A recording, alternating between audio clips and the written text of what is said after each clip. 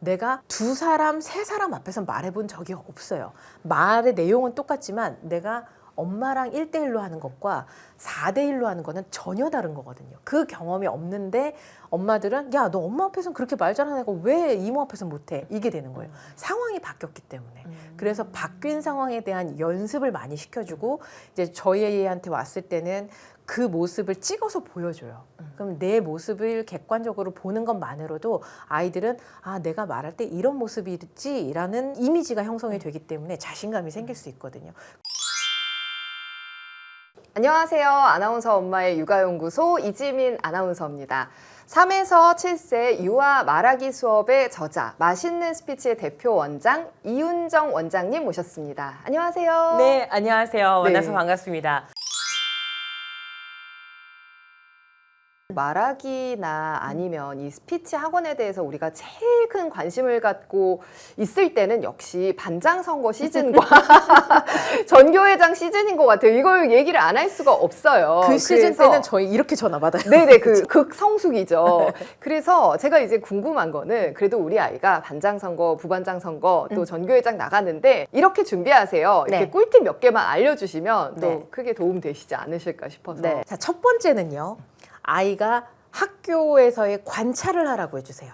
네. 네. 내가 아무리 연설문이 훌륭해도 친구들한테 인정을 못 받으면 못 나가요. 그러려면 평소에 인간관계가 잘 돼야 되고 친구관계가 잘 돼야 되잖아요. 그리고 공약을 잘 만들려면은 이 친구에 대한 관찰을 많이 하고 관심을 가져야 돼요. 그래서 친구들한테 필요한 게 뭔지 내가 어떻게 이야기하고 우리 반에서 우리 학교에서 어떤 리더십이 필요한지를 파악할 수 있게 연습시키는 거.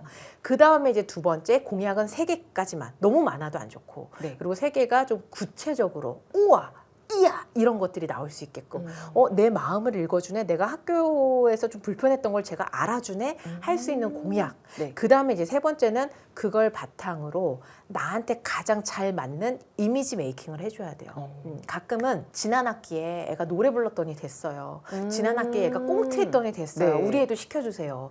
물론 할 수는 있죠. 근데 아이가 그거를 소화하지 못하면 오히려 연설 나갔다가 놀림거리가 될 수가 있어요.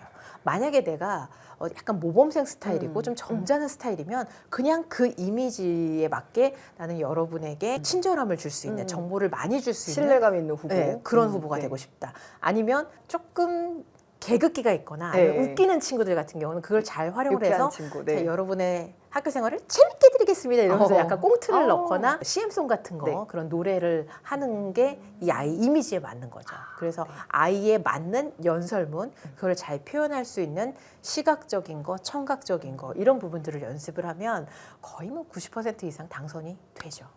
그렇군요. 이 세 가지. 네. 근데 순서가 중요하네요. 중요해요. 아, 첫 번째. 그래요? 첫 번째가 제일 중요하죠. 그러니까 그냥 1, 2, 3은 아니네요. 네, 뭐 공약과 스피치만 준비를 하시는데요. 이 두 개가 제대로 먹히려면 아이가 학교와 반을 잘 파악하는 그 연습이 먼저. 사실 필요해요. 이건 단기간에 되는 건 아니잖아요. 그렇죠. 장기전으로 보는 게 사실은 회장 연설이에요. 요즘요, 문해력이 이슈여서 네. 사실은 부모님들이 가장 집중하시는 건 읽기인 것 같아요. 사실상 말하기는 어떻게 보면 좀 후순위로 밀리기 마련이거든요. 네네. 말하기를 잘하는 아이는 어떤 이점이 있나요? 그러니까 이게 문해력은 저는 문맥을 이해하는 눈치라고 얘기를 하거든요. 그러니까 문해력이라는 게 어떤 긴 지문이 됐든 뭐 짧은 네. 지문이 됐든 네. 문제의 의도를 아는 거, 문제의 의도, 뭐 작가의 의도 이런 걸 파악을 하려면 눈치를 채야죠. 네, 눈치를 채야 되는데 이 눈치는 그냥 읽는 것만으로는 안 되거든요. 그냥 말하기를 통해서 이게 완성이 돼야 된다는 거예요. 그럼 말을 하다 보면 내가 어디까지 이해를 했는지, 어디까지 알고 있는지가 스스로도 파악이 되고 상대방도 알게 되죠. 그래서 이 말하기를 잘하는 것은 문해력이라던가 공부에 있어서 상황을 파악하고 내가 어디까지 알고 있는지를 판단할 수 있는 메타 인지를 키울 수 있는 가장 좋은 스킬이라고 볼 수 있어요. 네. 그럼 말하기를 잘하는 아이는 한마디로 얘기하자면 똑똑하고 똑부러지는 아이다. 네. 이렇게 이해하면 되나요? 말 잘하는 아이가 공부도 잘한다. 네, 제가 많이 근데 캐치프레이즈. 이런 아이는 어떤가요? 말만 잘하고 네. 공부는 못하는 아이. 그러니까 말이 학습과 연결되지 않는 아이들은 왜 그러는 거예요? 그룹 수업을 할 때도 어떤 아이가 어제 이제 수업을 하는데 막 선생님 이거는 이렇게 하는 거고요, 저건 저렇게 하는 네. 거고요, 막 얘기를 해요. 그러면 잠깐 그 장면만 보는 사람들은 쟤는 참 말을 잘한다라고 하지만 전체적으로 봤을 때는 다른 친구들의 표정이 쟤는 왜 지금 저 상황에서 저렇게 말을 많이 하지? 그리고 제 입장에서도 수업과 상관없는 얘기들이에요. 그래서 여기서 얘가 굳이 이 말을 안 했으면 더 좋았을 텐데 라는 생각이 들거든요. 그래서 진정한 말을 잘하는 사람들은요, 상황에 맞게 하기 때문에 자연스럽게 학습과 연결이 될 수도 있고, 저는 그렇게 봐요. 꼭 학습이 아니어도 얘는 인생에 있어서 뭘 해도 하는구나. 왜 그런 아이들 있잖아요. 사막에 가서도 난로 팔 수 있고, 네. 제가 북극에 가서도 냉장고 팔 수 있는 아이들. 그런 아이들이 말을 뭐 청산 유수처럼 이렇게 화려하게 하기보다는 때와 장소와 시간에 맞게 상대에 따라서 말을 잘하는 거, 그게 핵심인 것 같아요. 애플의 CEO였던 스티브 잡스가 아직까지도 회자되는 게 그 말하기 때문이잖아요. 네네. 기존에도 스마트폰이 있었지만 마치 정말 이 세상에 한 번도 없었던 뭔가가 나온 것처럼 네. 다른 사람들에게 임팩트를 줄 수 있는 그런 말하기가 스티브 잡스의 PT가 되게 회자되고 있는데, 그 PT와 하버드 대학교 졸업 연설 때의 모습을 비교하면 같은 사람이야 싶을 정도로 달라요. 그만큼 훈련이 된 네. 모습이고, 그리고 스티브 잡스가 그 애플을 처음 공개했던 그 PT를 잘 분석을 해서 보시면 이건 이래서 좋고 저건 저래서 좋고 장황하게 얘기하지 않아요. 아주 간결하게 필요한 말만 이렇게 그렇게 발표를 합니다. 그래서 정말 말을 잘한다는 거, 뭐 문해력을 키우는 말하기, 이 모든 것들은 결국에는 상황과 대상과 시간, 장소에 맞게 필요한 말만 적절하게 하는 거. 이게 진짜 말을 잘하는 거죠. 제가 그 스피치 학원의 대표 원장님을 만난다고 했을 때 제 주변 엄마들이 이거를 꼭 좀 물어봐 달래요. 정말 스피치 학원에 다니면 네. 말 못하는 아이가 네. 잘하게 되느냐 그러면서 하는 말이 당연히 잘한다고 하시겠지? 그게 아니면은 대표 원장님이시니까 네. 안 된다고 할 리가 없잖아 라고 네. 하면서도 너무 궁금한 거예요. 네. 어떻게 나아지는지 사례로 좀 얘기해 주세요. 일단 결론을 말씀드리자면요. 네. 저는 수영이랑 비교를 많이 해요. 말하기는 경험이에요. 그리고 아이들이 가장 자신감을 키울 수 있는 순간은 애들끼리 모여있을 때 잘 보시면 뭘 갖고 자랑하냐면, 너 이거 해봤어? 나 이거 해봤거든? 해본 거 갖고선 자신감을 얻게 되거든요. 그러면 수영을 비교를 하면 아이들이 물장구 집에서 목욕놀이만 하던 아이들은 워터파크 데려가거나 바다 데려가면 그렇게 물 좋아하던 아이도 어떻게 놀 줄을 몰라요. 그러니까 집에서만 말하던 아이들은 무대라는 바다와 워터파크에서 당황을 하는 거죠. 어떻게 해야 될지 모르기 때문에. 그런데 집에서랑은 다르게 바다에서는 튜브를 갖고 노는 게 좋아, 발차기는 이렇게 하는 게 좋아, 호흡은 이렇게 하는 게 좋아 라고 가르쳐주고 해보면 그 다음부터 나 아빠랑 바다 가서 놀아봤어, 나 워터파크에서 신나게 놀아봤어, 그러면서 자신감을 얻게 돼요.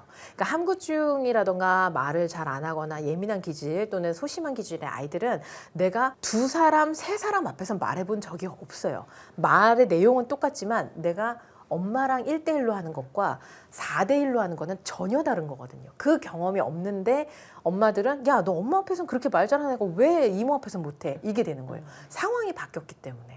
그래서 바뀐 상황에 대한 연습을 많이 시켜주고, 이제 저희 애한테 왔을 때는 그 모습을 찍어서 보여줘요. 그럼 내 모습을 객관적으로 보는 것만으로도 아이들은 내가 말할 때 이런 모습이지라는 이미지가 형성이 되기 때문에 자신감이 생길 수 있거든요. 그게 이제 반복이 되면 저희도 가끔씩 야, 저렇게 소심한 아이인데 바뀔까? 바뀌더라고요. 저희들도 놀랄 정도로. 그 연습을 많이 시켜주면 확실히 비포 앤 애프터가 나오게 됩니다. 이 스피치 학원에 가면 아이들이 그렇게 바뀔 수 있다는 거는 이제 좀 알겠는데, 그러면 집에서는 엄마가 좀 이런 부분들을 도와주거나 훈련시켜주고 싶다라고 하면 해볼 수 있는 게 어떤 게 있나요? 예전 같으면 뭐 캠코더 사다가 이렇게 해야 되겠지만 핸드폰으로 간단하게 찍을 수 있잖아요. 그래서 말할 때의 모습을 카메라 딱 들이대고 찍는 거, 그런 거 연습하는 게 제일 아이들이 카메라 또는 대중을 향한 말하기 할 때 어떻게 해야 되는지 엄마랑 말할 때랑은 다르기 때문에 그렇게 연습을 할 수가 있고요. 아까 말씀하신 좀 워터파크에 가는 기분으로 조금 이렇게 업그레이드해서. 폼에서 갖추는 거네요. 네네. 네. 그리고 제가 이제 모든 첫 수업 시간에 제일 먼저 아이들한테 해주는 게 어머님들이 와서 말씀하시는 게 애가 목소리가 작아요. 아니면 목소리가 너무 커서 시끄러워요. 이렇게 말씀하시는데 애들한테 좀만 작게 얘기해봐. 좀만 크게 얘기해봐. 라고 하면 조금 크게 조금 작게가 어느 정도인지 몰라요. 근데 애들이 숫자 개념이 있으면 1번 목소리, 2번 목소리, 3번 목소리 네. 번호를 매겨요. 그래서 1번 목소리는 엄마한테 비밀 얘기하는 거야. 엄마가 저 멀리 있는데 핸드폰 하느라고 네 목소리를 못 들어. 엄마, 엄마가 저 밖에 있어. 4번. 엄마, 자 살려주세요. 엄마. 1번, 2번, 3번, 4번으로 볼륨 연습을 해요. 네. 그러다가 아이가 집에서 갑자기 텐션이 높아져갖고 엄마 이제 나와줘 막 이렇게 소리가 커졌을 때 조용히 해가 아니라 지금 5번이네. 집에서는 2번 해야 되는데 그러면 딱 네. 그 맞춰서 하게 돼요. 그리고 이제 목소리가 작은 아이들 같은 경우에는 우리는 지금 다 3번 목소리를 듣고 싶은데 지금 1번하고 2번이 왔다 갔다 해. 조금만 3번으로 올려보자. 그러면 처음에 2.5, 2.8 그러다가 3까지 올라오게 돼요. 그래서 구체화시키는 연습을 아이들하고 집에서 1, 2, 3, 4, 5번 목소리 요거만으로도 네. 할 수 있고 또 아이들이 이제 말끝을 흐리는 습관들이 있거든요. 특히 3학년, 5학년 이렇게 고학년으로 올라가면 내 생각을 제대로 말하는 게 맞나? 또는 어디선가 좀 틀렸던 경험, 트라우마가 있으면 그거는 이런 것 같아요. 저는 이렇게 말끝을 흐리는 경우들이 있어요. 그런 친구들한테 요즘 조금 저희한테 인기 있는 수업이 뉴스문 읽기예요. 우리가 옛날에 공부할 때 논술을 잘하려면 사설이나 신문 기사를 복기하면서 써왔잖아요. 네. 말하기는 또 말하기 뉴스를 하는 거예요. 그게 말 그대로 영상 뉴스잖아요. 네. 그래서 영상 뉴스를 그대로 영어 공부하듯이 듣고 따라하다 보면은 어느 순간 그 문장이 내 입에서 나오게 돼요. 그거 경험하시잖아요. 네. 아나운서 생활을 하다 보면 저희는 연습을 하죠. 그걸. 네, 그걸 몇 년 동안 우리가 10년, 20년 넘게 뉴스도 하고 이런 아나운서 멘트를 하다 보면 아무래도 그 문장들이 내 입에 있고 술술술 나오는 것처럼 아이들을 그걸 조금 더 일찍 연습을 시켜주는 거예요. 그래서 어머님들이 우리 애는 아나운서 할 거 아닌데 굳이 뉴스를 그쵸. 저도 이 아이가 아나운서 되는 거 원치 않아요. 하지만 이 뉴스문은 정제된 문장이잖아요. 다 첨삭을 네. 거치고 또 방송을 타기 위해서 여러 가지 검증을 거친 문장이기 때문에 그 문장을 갖고 말하기를 연습을 하면 아이가 그 문장을 내 언어로 장착화시키는 거는 시간만 투자하면 가능해요. 네, 네. 그래서 아이들이 처음에 왔을 때 좀 말을 세게 하거나 아니면 말끝을 흐리거나 아니면 비논리적으로 말하던 아이들도 이 훈련을 하게 되면은 선생님 제 생각은 이렇습니다. 왜냐하면 첫째, 둘째, 셋째 이렇게 되는 거예요. 저희 수강생 중에서 한 명이 말끝을 흐리는 아이가 있었고 엄마한테 징징징징 대는 거예요. 남자아이인데 엄마 핸드폰 게임 시간 늘려주세요. 핸드폰 스마트폰 사주세요. 이렇게 했던 아이랑 엄마가 네가 하고 싶은 얘기를 똑바로 해. 징징거리지 마. 이게 이제 일상 대화였는데 저희랑 수업을 한 다음에 어느 날 거실에 부모가 앉아있는데 부모님 제가 드릴 말씀이 있습니다. 지금부터 부모님과 토의를 했으면 좋겠습니다. 저의 게임 시간을 늘려주는 것에 대해서 주제 토의를 했으면 좋겠습니다. 저는 제 주말 게임 시간이 더 늘어나야 된다고 생각합니다. 왜냐하면 첫째, 둘째, 셋째 이렇게 얘기를 하고 나니까 징징거릴 때보다는 그래도 어느 정도 설득이 되고 아이 말을 들어줄 수 있어서 뭔가 아빠랑 맨날 부딪히던 부분들이 좀 원활하게 해결이 됐다. 그래서 그 영상을 찍어서 저희한테 보내주신 거예요. 네. 그래서 저희도 아이들이 이렇게 훈련을 하면 바뀌게 되는구나를 내 아이뿐만 아니라 많은 아이들을 통해서 이거는 분명히 바뀔 수 있다. 네, 이런 것들 집에서도 훈련을 해주시면 되는 거죠. 그 뉴스문을 통해서 여러 가지를 배울 수 있을 것 같은데 아까 말씀하셨던 그 눈치 없는 아이들 있잖아요. 뭔가 이렇게 상황을 좀 읽지 못하고 자기 말만 하는 애들 그건 뉴스문을 통해서는 안 될 것 같은데 그런 아이들은 어떻게 해야 돼요? 읽어주기 많이 해야 돼요. 얼마 전에 여기 출연하셨던 정신과 의사 선생님이 딱 말씀을 하셨는데 캐스터가 되는 거예요. 지금 너가 이 상황에서 이런 말을 했을 때 엄마는 기분이 이래. 지금 주변의 친구들이 이런 걸 느껴라고 캐스터처럼 상황을 읽어주는 네, 거죠. 상황을 읽어주는 거죠. 저희 수강생 중에 말을 세게 하는 남자애가 있었어요. 말 그대로 필터 없이 말한다고 하죠. 상처 주는 말을 많이 하고 이런 친구랑 수업을 할 때 얘가 넌 머리가 이렇게 삐쳤어. 꼭 도깨비 같아. 여자친구한테 그렇게 얘기를 한 거예요. 그러니까 얘는 그냥 뭐 친근한 마음에서 하고 싶었겠죠. 근데 이 여자친구 기분이 나빴을 거잖아요. 네. 그랬을 때 먼저 그 말을 한 아이한테 왜 그런 말을 했어? 지금 이렇게 A가 B한테 이렇게 말을 했네. 왜 그런 말을 했어? 그러면 이제 이 아이가 나는 저 친구가 오랜만에 만나서 반갑고 귀여워서 그렇게 얘기를 한 거예요. 그러면 이제 그 당한 친구한테 너 그 말을 들으니까 어때? 그 말을 들었을 때 저를 비하하는 것 같아서 나쁘게 말하는 것 같아서 싫었어요. 자, A야, B가 저렇게 얘기하는데 너 어때? 억울해요. 그치. 그렇게 말하면 다른 사람은 너가 억울해할 만큼 기분이 상할 수가 있어. 그거를 정말 세세하게 전지적 작가 시점으로 훑어주는 연습을 집에서 많이 해주면 돼요. 제가 운전을 하고 가다가 뒤에 탄 아들이 엄마 저거 봐 저기 되게 멋진 스포츠카가 있어. 그러면 저는 내비봐야죠. 운전해야죠.